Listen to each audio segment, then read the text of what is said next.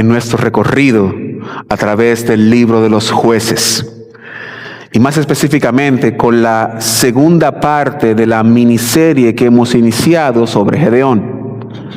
Esta historia vemos la transformación no solo de un pueblo, sino también de un hombre cuyo carácter estaba siendo moldeado por Dios. En la entrega anterior vimos el llamado de Gedeón como libertador y la repetición del ciclo de pecado, arrepentimiento, y ahora vamos a ver el tema de la liberación. Vimos cómo nuestro mayor enemigo es el pecado, que nos lleva a crear ídolos y altares en nuestras vidas, desplazando a Dios del primer lugar y desviándonos a nosotros del llamado que Dios nos ha hecho. Hoy llegamos al tercer momento del ciclo, que sería la liberación de Israel. Y veremos una victoria que, humanamente hablando, solamente se puede explicar con un milagro. Algo parecido ocurrió en la Eurocopa 2004. De un lado estaba Portugal, el equipo anfitrión, rodeado de grandes expectativas y con una generación de jugadores prácticamente invencibles. Se esperaba que Portugal ganara. Del otro lado tenemos a Grecia, una selección que prácticamente nadie siquiera esperaba que llegara a la Eurocopa. Pero ocurrió lo inesperado. Grecia resistió, marcó un gol y le ganó a Portugal. El favorito perdió. El equipo que nadie esperaba terminó levantando el trofeo. Este tipo de sorpresas se ha repetido muchas veces en la historia. Hay un favorito que se espera que gane, mientras que hay un underdog o uno que no tiene las capacidades y de un momento a otro pierde el favorito y gana el desfavorecido. Ahora, ¿por qué? ¿Por qué pasa esto? Pasa porque las probabilidades no determinan necesariamente el resultado. Es cierto que por lo general el equipo más fuerte termina ganando, pero no siempre. Y eso es lo que precisamente veremos hoy en la historia de Gedeón. Las probabilidades estaban completamente en contra de Israel. Sin embargo, Dios hizo un milagro y les dio la victoria. Pero hay algo todavía mucho más importante. Y es que esta victoria no solamente nos muestra cómo Dios libró a Israel de sus enemigos. Todo esto nos apunta a una verdad mayor, que la salvación, hermanos y hermanos, no depende de nuestras fuerzas, sino del poder de Dios. Nuestra salvación no depende de nuestras fuerzas, depende del poder de Dios. Y esto lo veremos en tres movimientos del texto. Primero veremos que no se trata de números, versos 1 al 8.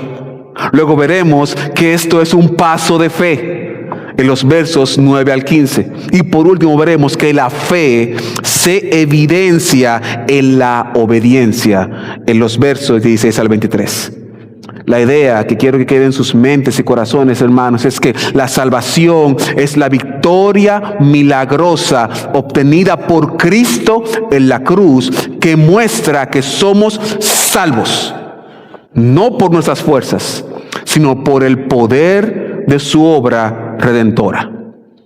Yo le invito a que oremos, nos pongamos en las manos del Señor. Padre amado y Dios todopoderoso, a pesar de mí, oh Dios, a pesar de mis pecados y mis faltas, edifica a tu iglesia para tu gloria y honra. En el nombre de Jesús. Amén. Veamos primero que no se trata de números. Y la historia de Gedeón es algo como que un poco extraña. Y como vemos a través del libro, el pueblo de Israel va en una espiral hacia abajo. Es decir, va de mal en peor. Y cada vez se evidencia más esta degradación del pueblo. En el capítulo anterior vimos a Dios haciendo un milagro para convencer a Gedeón. Y en este proceso Dios lo hace para disipar o eliminar las dudas de Gedeón.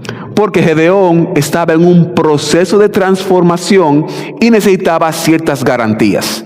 Así que vaya conmigo, por favor, a Jueces capítulo 6. Jueces capítulo 6, y veamos desde el versículo 36 para tener el contexto de lo que vamos a ver hoy. Jueces 6:36. Dice la palabra de nuestro Dios: y Gedeón dijo a Dios: si has de salvar a Israel por mi mano, como has dicho, he aquí yo pondré un vellón de lana en la era, y si el rocío estuviera en el vellón solamente, quedando seca toda la otra tierra, entonces entenderé que salvarás a Israel por mi mano, como has dicho.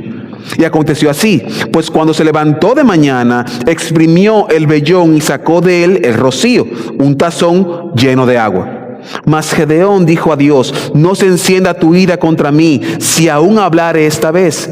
Solamente probaré otra vez con el vellón. Te ruego que solamente el vellón quede seco y el rocío sobre la tierra. Y aquella noche lo hizo Dios así. Solo el vellón quedó seco y toda la tierra hubo rocío. Dios accede a la petición de Gedeón porque Dios está formando la fe de Gedeón. Y esto debe animarnos, no a dudar, sino a recordar que no todos estamos en la misma etapa. No todos estamos en el mismo momento espiritual.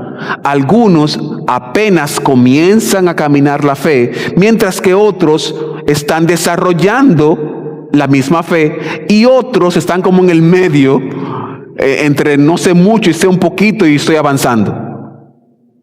Sea cual sea nuestra etapa, hermano y hermana, Dios conoce nuestro proceso de crecimiento. Dios conoce nuestro proceso de santificación y con paciencia y con gracia nos guía a cada paso para que conozcamos y aprendamos a confiar en Él. Y este parece ser el caso de Gedeón. Dios está formando el carácter de un hombre que no hace poco tenía en su casa un altar de Baal y un pilar de acera. No sabemos el tiempo que duró, pero me asumo que no fue un año que duró. Asumo que fue algo bastante pronto. Partiendo de esto, la mañana siguiente, Dios pone a prueba ahora la fe de Gedeón. Y eso se ve en dos etapas. Pero antes de entrar a estas dos etapas, el escritor nos quiere llamar la atención con algo clave. Así que vaya conmigo, por favor, al 7:1 de Jueces.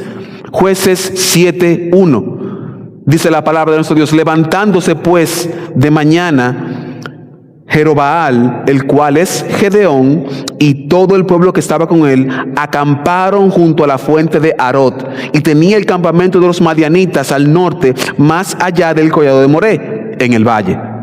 Noten que el autor llama a Gedeón Jerobaal, que significa el que contiende con Baal. Y eso es importante, hermanos, porque indica que Gedeón tiene una nueva identidad. Después de haber eliminado la idolatría en su casa, Gedeón tiene una nueva identidad. Porque, mi querido hermano y hermana, Cristo te ha dado una nueva identidad. Ya no somos iguales, ya no es lo mismo, ya no es el Josías de antes, es un nuevo Josías. Tenemos nueva identidad en Cristo. Es decir, nuestro ADN espiritual acaba de cambiar de un ADN de perdición a un ADN de salvación. Usted y Cristo tienen ahora el mismo ADN. Usted le pertenece a Cristo. Usted ya no le pertenece al mundo. Usted tiene una nueva identidad en Cristo. Pablo nos dice, 2 de Corintios 5:17, de modo que si alguno está en Cristo, nueva criatura es. Las cosas viejas pasaron, todas, vamos otra vez, todas son hechas nuevas. Aquel hombre gritón en Cristo no grita. Aquella mujer peleona en Cristo no pelea. Aquella mujer celosa en Cristo ya no cela. Aquel hombre celoso en Cristo ya no cela. Usted, hermano y hermana, tiene una nueva identidad en Cristo y las cosas viejas pasaron. Hoy son nuevas. Usted es nuevo, independientemente del modelo en que usted haya nacido. Porque yo nací en el 82, soy modelo 82. Otros son un poquito más avanzados. Independientemente del modelo, usted acaba de salir del dealer de vehículos oliendo a carro nuevo. Usted sabe que carro nuevo huele particular, ¿verdad que sí?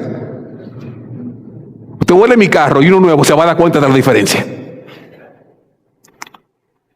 Brand new, nuevo. Usted es nuevo en Cristo. Y en este caso, Gedeón tenía que reflejar una nueva vida en dependencia a Dios. Y aquí es que entran las pruebas de Gedeón, que serían, digamos que los filtros de dependencia de Dios. Vaya conmigo, versículos 2 y 3 de Gedeón, de Jueces, capítulo 7. Jueces 7, 2 y 3. Dice la palabra de nuestro Dios: y Jehová dijo a Gedeón, el pueblo que está contigo es mucho para que yo entregue a los madianitas en su mano. No sea que se alabe Israel contra mí diciendo, mi mano me ha salvado. Ahora pues, haz pregonar en oídos del pueblo diciendo, quien tema y se estremezca, madrugue y devuélvase desde el monte de Galaad. Y se volvieron de los pueblos del pueblo 22,000 y quedaron 10,000. El primer filtro que vemos en la fe de Gedeón es el del temor. En esta etapa Dios prueba tanto la fe de Gedeón como la fe del pueblo. El ejército contaba con 32,000 soldados. Pero después que pregunta a Gedeón quién tiene miedo, se fueron 22 de un golpe. Es decir, se fueron 22,000. Se imagine esta escena. Gedeón acaba de ver que un vellón tiene agua y no tiene, y viene el hombre, viene, pump, yeah, vamos a hacerlo. Quien tenga miedo, que se vaya. Al principio, de momento, fue 1 o 2 que se fueron. Quizás eran personas influyentes. Y de 10 se convirtieron en 20. Y de 20 en 100. De 100 en 500. Y de 500 en 1000. De 1000 en 3000. De 3000 en 4000. Imagínese lo impactante del efecto dominó. Que primero se va 1 y luego se van 22,000. Piense en lo que pudo provocar tanto en Gedeón como en los que se quedaron. Es decir, ¿cómo afectaría el ánimo de una persona que de golpe se le van 22,000 personas? Pero Dios no lo deja ahí. ¿Sabe qué? Versos 4 y 6. Hay como que hay mucho. Vaya conmigo. 7, 4 al 6. Y dijo Jehová a Gedeón, aún es mucho pueblo. Llévalos a las aguas y de allí yo te los probaré. Y el que yo te diga, vaya este contigo, irá contigo. Mas de cualquiera que yo te diga, este no va contigo, no irá. Entonces llevó el pueblo a las aguas, y Jehová le dijo a Gedeón: cualquiera que lamiere las aguas con su lengua, como lame el perro, y aquel podrá apartarse. Asimismo, cualquiera que doblare sus rodillas para beber. Y fue el número de los que lamieron llevando las aguas, el agua con su mano a la boca, 300 hombres. Y todo el resto del pueblo se dobló sobre sus rodillas para beber agua. Noten que dice que todavía son muchos. De 32 a 10,000 hay muchos. Permítanme ponérselo en perspectiva. Si una empresa hoy no gana 70% de lo que esperaba ganar, está en crisis. No es que no ganó, es que si no gana lo que esperaba, en un 70% menos, significa que probablemente está en quiebra. Pero vamos a ponerlo un poco más doméstico. Imagine que una persona gana $5,000 y por impuestos ahora le ponen el 70% de impuestos. ¿Sabe a cuánto baja eso? 1,500. Pero imagine, que es el caso de los 300 que quedaron, que el impuesto lo baja más a un 98%. ¿Sabe cuánto usted se quedaría mensualmente?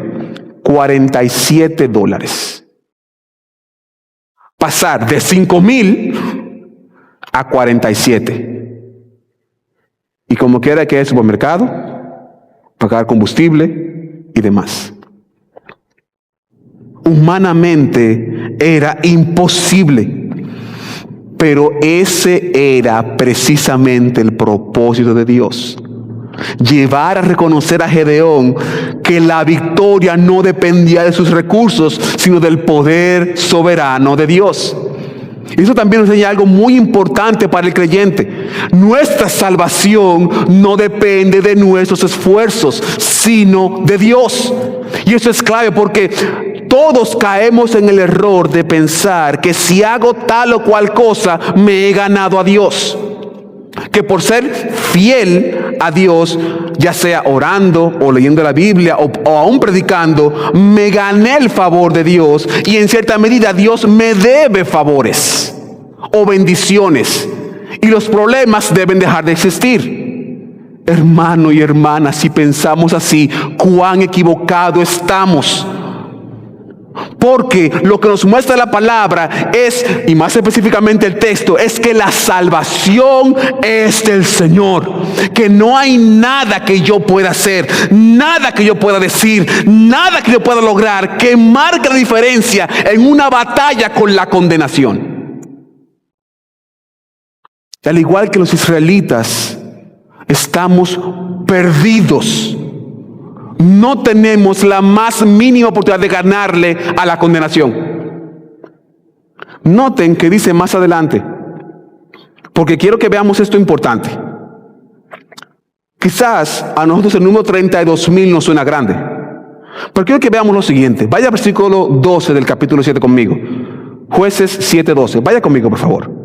Dice: y los madianitas, los amalecitas y los hijos del oriente estaban tendidos en el valle como langostas en multitud, y sus camellos eran innumerables como la arena que está en la ribera del mar en multitud. Es decir, los madianitas y amalecitas y el grupo eran mucho más numerosos que Israel. Cuando el autor utiliza la imagen de la langosta y de los camellos como arena, es para poner al lector en perspectiva. Y quiero que se vea esto de la perspectiva correcta, utilizando la idea de las langostas. De acuerdo con la Organización Mundial, o las Naciones Unidas para la Alimentación y la Agricultura, FAO, los enjambres pueden abarcar desde menos de 1 kilómetro cuadrado hasta varios cientos de kilómetros cuadrados. Y en un enjambre pueden haber 40 y 80 millones de langostas adultas por cada kilómetro cuadrado de enjambre. 80,000 langostas adultas en 1 kilómetro cuadrado. Y recorren 5 y 6 kilómetros cuadrados. Una una langosta del desierto adulta puede consumir diariamente una cantidad de alimento aproximadamente igual a su propio peso, que serán unos 2 gramos. Y un enjambre de 40 millones de langostas del desierto, que ocupe más o menos 1 kilómetro cuadrado, podría ingerir en un solo día tanto alimento como 35,000 personas. Y si esa langosta come como cierta gente que yo conozco aquí, no quiero mirar a nadie. A mí no me voy para abajo para que no piense que estoy mirando a alguien. Si come como alguien que yo conozco aquí, Dios tenga misericordia. En otras palabras, el autor está comunicando una idea clara. Su cantidad, la de los enemigos, era imposible de contar. Lo que significa que aún con 32,000 soldados, Gedeón no era suficiente.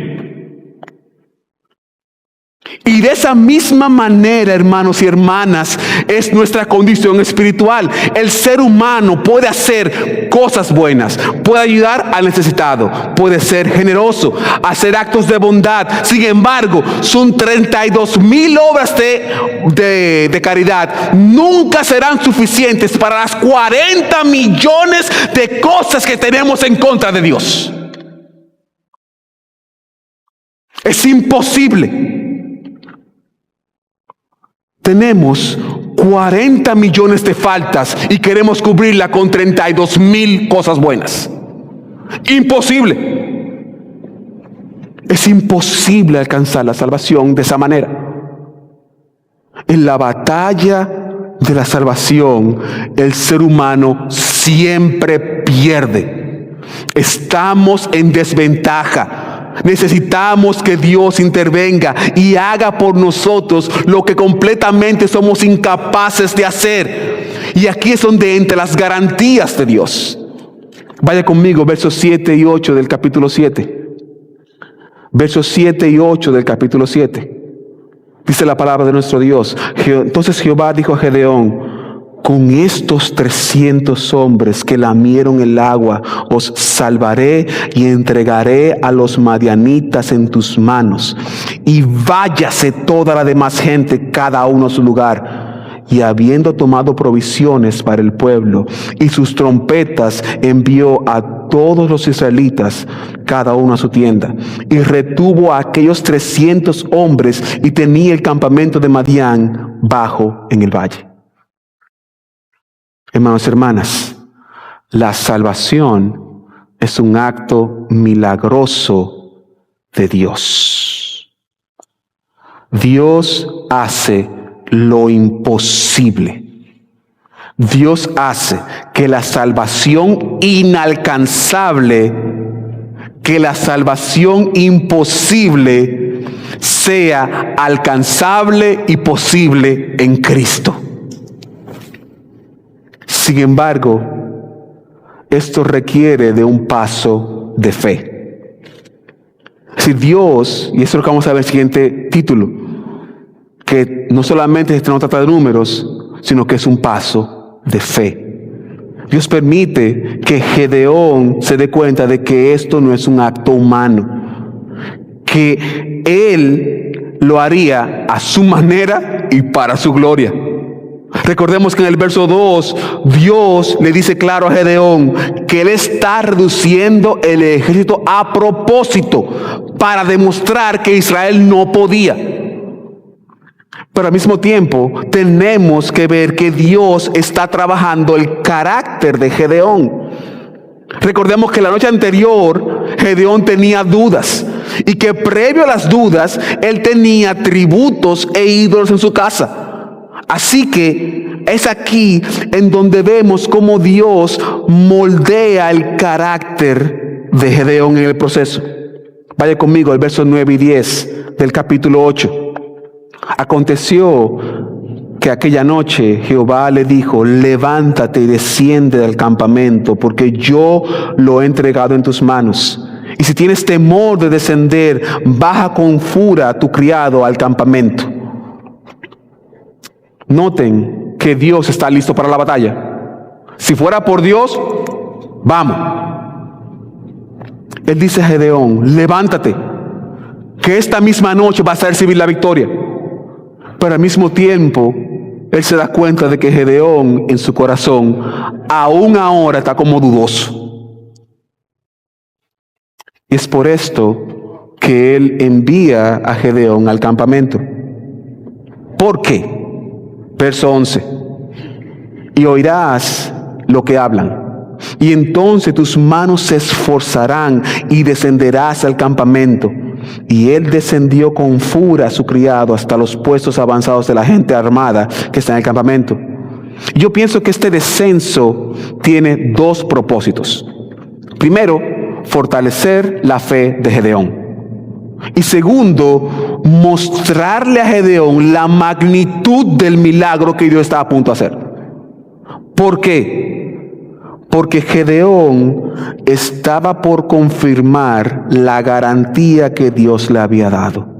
Y al descender con furia al campamento, él veía la inmensidad del ejército amalecita y madianita. Dios quería que cuando llegara la victoria no quedara ninguna duda de quién merecía toda la gloria. Y es aquí en donde nosotros solemos fallar. No comprendemos la magnitud de nuestra salvación porque no entendemos la magnitud de nuestra condición de pecado. Nuestro pecado nos coloca bajo condenación que jamás podríamos remover. Cuando minimizamos el pecado, minimizamos la salvación y dejamos de verla como un regalo inmerecido para cambiarla por un premio deseado. Y no solamente un premio deseado, un premio por mi esfuerzo. Pero la Escritura dice otra cosa.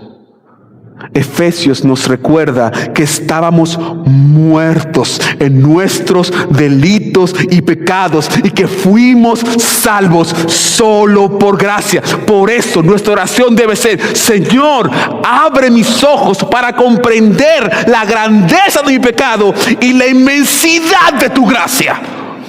Cada día debo levantarme y decirle: Señor, muéstrame tu gracia, muéstrame, oh Dios, que soy pecador, que me merezco la condenación todos los días, que su obra buena de ayer no vale un centavo delante de Dios, que usted hizo la cosa buena ayer a la ancianita, maravilloso, no sirve de nada eso. Esto es por pura gracia, hermano. Gracia. Gracia. Gracia. La salvación. Usted y yo nos merecemos el infierno ardiendo. Nos merecemos. Pero Dios, rico en misericordia, con su gran amor con que nos amó, estando nosotros muertos en delitos y pecados, nos amó, hermano. Hermano, te amó. Te amó. Y tú sabes lo malo que tú eres. Y yo sé lo malo que soy. Pero Dios, rico en misericordia, un día vio a un joven sucio, en pecado, muerto, putrefacto, y me llamó por mi nombre y me amó. Dios me amó, hermano. Y Dios le amó a usted y mencionó a Rolando, y cuando lo trajo de ese lodo, lo limpió y le dio vida, hermano. Y mencionó al hermano Miguel, y Miguel era un hombre sucio, putrefacto, y Dios tuvo misericordia. Y vio a Eileen sucia, muerta, podrida, y tuvo misericordia. Pura gracia. Las 32,000 obras que has hecho no valen nada con el enjambre de pecado que estaba en nosotros. Pura gracia. Pura gracia. Y es aquí donde está la grandeza del Evangelio. Vaya conmigo versos 13 y 14. Cuando Gedeón llegó, he aquí, un hombre estaba cortando con su compañero un sueño, diciendo: he aquí, yo soñé un sueño y veía un pan de cebada que rodaba hasta el campamento de Madián, y llegó a la tienda y la golpeó de tal manera que cayó y se trastornó de arriba abajo, y la tienda cayó. Y su compañero respondió y dijo: esto no es otra cosa sino la espada de Gedeón, hijo de Joás, varón de Israel. Dios ha entregado en sus manos a los madianitas con todo el campamento. El sueño de este soldado madianita lo único que revela es que la salvación es del Señor. Este sueño revela que la salvación de Israel y tu salvación y mi salvación es un acto milagroso. Con Jueces fue un acto temporal. Con Cristo en la cruz fue eterno. Colosenses 2, 13 y 14. Y vosotros, estando muertos en pecados y en la incircuncisión de vuestra carne, os dio vida juntamente con Él, perdonándoos todos los pecados, anulando el acta de los decretos que había contra nosotros, que nos era contraria, quitándola de en medio y clavándola en la cruz, y despojando a los principados y a las potestades, los exhibió públicamente, triunfando sobre ellos en la cruz. Oh, mi querido hermano, mi querida hermana, la cruz fue el escenario de nuestra batalla. De un lado estaba el enjambre de langostas de nuestros pecados y faltas, listos para atacar, para condenarnos. De nuestro lado estaba Cristo crucificado, derramando su sangre por nosotros, y su sangre nos dio vida.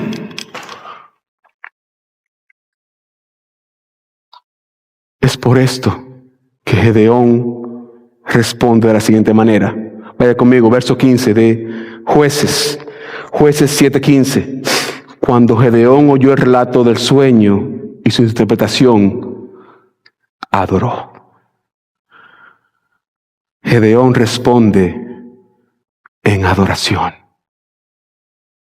La pregunta que te hago: ¿cómo estás respondiendo a la salvación?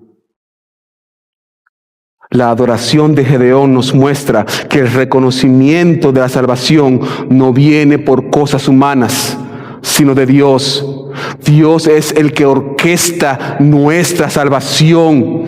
Dios es el que está en control de nuestra salvación. ¿Cuál es nuestra respuesta a su obra de gracia, a su obra de amor? Pero no solamente respondió en adoración, también respondió en obediencia. Segunda parte del verso 15. Y vuelto al campamento de Israel, dijo: levantaos, porque Jehová ha entregado el campamento de Madián en vuestras manos. Ya este no es el mismo Gedeón.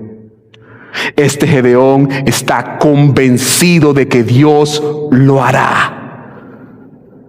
Y lo hará con 300, con 15, con 1. A él no le importa ya. Él está convencido de que la salvación es del Señor. El número es irrelevante para Gedeón ahora. Ahora es: ¿cuántos vienen contra nosotros? Vengan. Vengan. La salvación está de mi lado. Hermano y hermana, la salvación es del Señor. No depende de ti, ni depende de mí, depende del Señor. Y Él proveyó no 300, no 10,000, no 300,000. Él proveyó a uno. Y ese uno valía por millones de millones de millones. Él buscó a Jesucristo. Hermano y hermana, La salvación es del Señor. Y esta realidad de la salvación se evidencia con nuestra fe en la obediencia. Esa salvación puede marcar la diferencia en nuestras vidas. La pregunta es, ¿estamos evidenciando? Dios envía a su Hijo para salvarnos, ¿pero estamos obedeciendo? Si no nos sometemos a la voluntad de Dios, ¿somos salvos? Jesús, hermanos y hermanas, es Señor de todo. Y Él no acepta cabritas. Él acepta ovejas. Es por esto que debemos obedecer al llamado de Dios. No porque seamos geniales, sino porque Él nos ha salvado.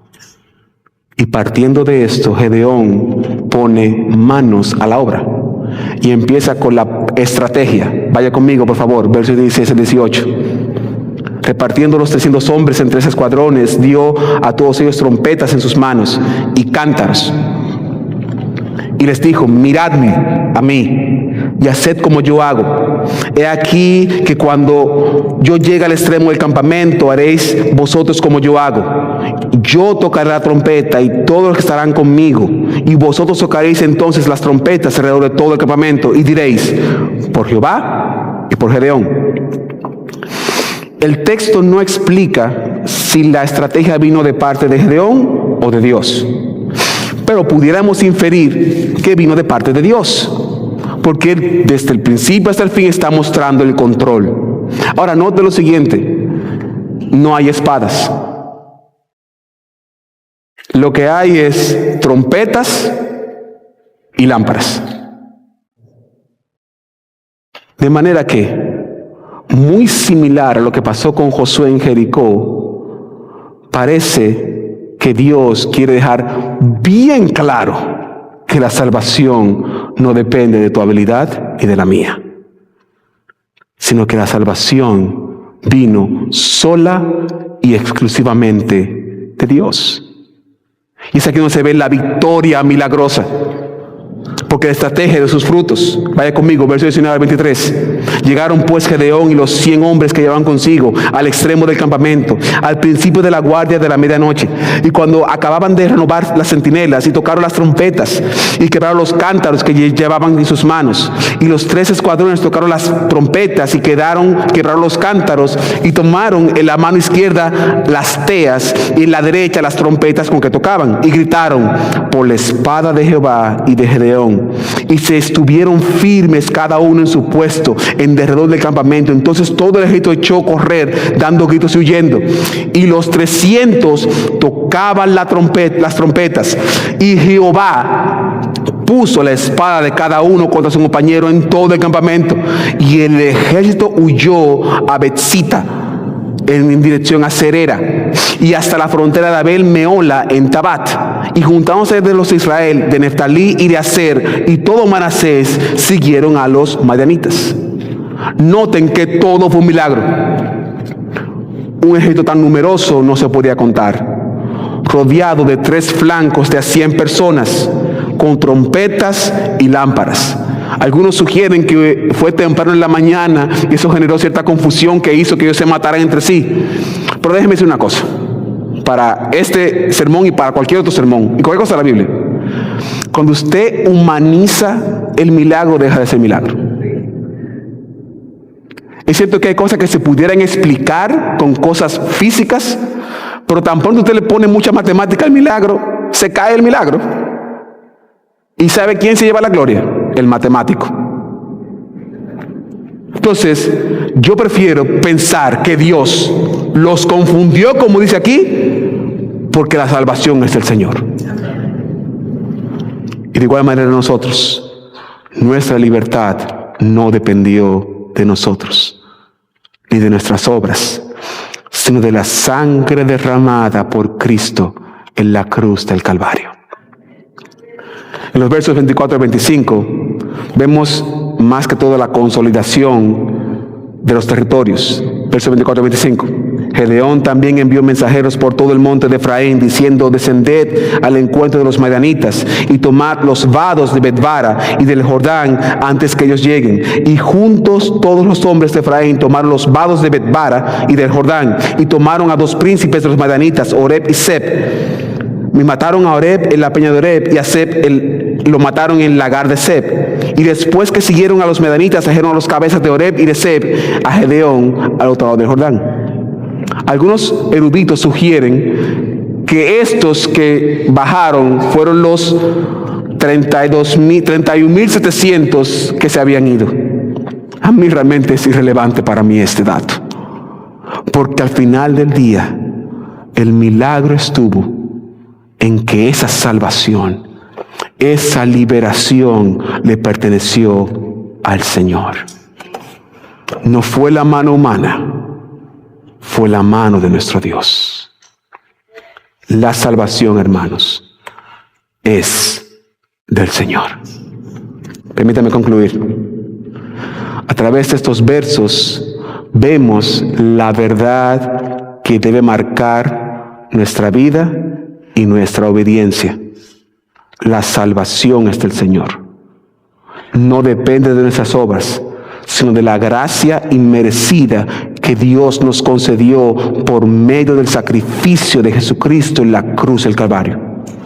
Por eso, toda la gloria, toda la honra, toda la alabanza, todo el poder, todo el dominio le pertenecen solamente a Dios, porque Él es el autor y consumador de nuestra salvación. Por lo tanto, ¿cómo lo aplicamos? Número 1, no se trata de números, sino de gracia. Hasta que no reconozcamos que no hay nada que podamos hacer para alcanzar la salvación, seguiremos confiando en nosotros mismos. La salvación no se gana por nuestras obras, sino que se recibe como un regalo de gracia de Dios mediante la fe en Jesucristo. Número 2, respondamos con fe y obediencia. Gedeón nos enseña que Dios no llama a personas perfectas, sino a personas dispuestas a confiar en Él. Y aunque experimentemos temor, respondamos a su llamado con fe y obediencia, sabiendo que Él nos fortalecerá para cumplir aquello para lo cual nos ha llamado. Y por último, vimos al final que hubo una proclamación de la victoria. Por lo tanto, proclamemos que la salvación es del Señor. Imagine cuando esos mensajeros fueron con las tribus. ¿Qué usted cree que le dijeron? Ganamos. Es nuestra la victoria. Y eso es lo que tenemos nosotros que hacer. Proclamar que la victoria es nuestra. Y que esa persona puede ser parte de la victoria si acompaña nuestras vidas. Por lo tanto, proclamemos que la salvación es del Señor. Por lo tanto, si aún no estás en la fe, si aún no eres creyente, sepas que al igual que Israel, estás siendo oprimido por el enemigo que es el pecado. Tus buenas obras no son suficientes.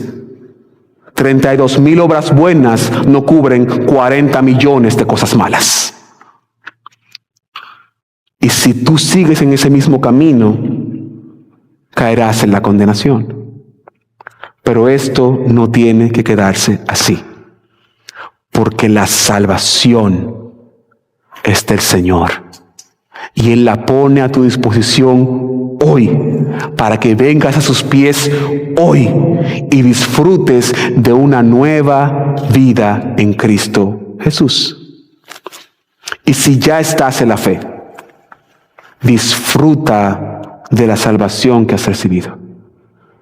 Tienes la garantía de la obra milagrosa de Cristo en la cruz, que te da la oportunidad de ser testigo de Cristo, porque hay tribus allá afuera que tienen que conocer que la salvación es del Señor. Y tú eres ese mensajero que Dios ha llamado para proclamar la victoria de Jesús. Oremos, hermanos. Padre amado y Dios todopoderoso, toda la gloria y toda la honra es para ti, mi Señor. Gracias por tu gracia. Gracias por tu misericordia. Gracias, Señor, porque la historia de Gedeón nos revela nuestra incapacidad y tu capacidad. Nos muestra lo inútil que es tratar de salvarnos cuando ya tú lo hiciste por nosotros. Ayúdanos, oh Dios, a tener una actitud de humillación y de gracia ante el milagro de la victoria que tú nos has dado. Una victoria que no nos merecíamos, pero que por tu gracia recibimos. Gracias, Padre. Gracias, Señor, en el nombre de Jesús. Dios les bendiga, mis hermanos.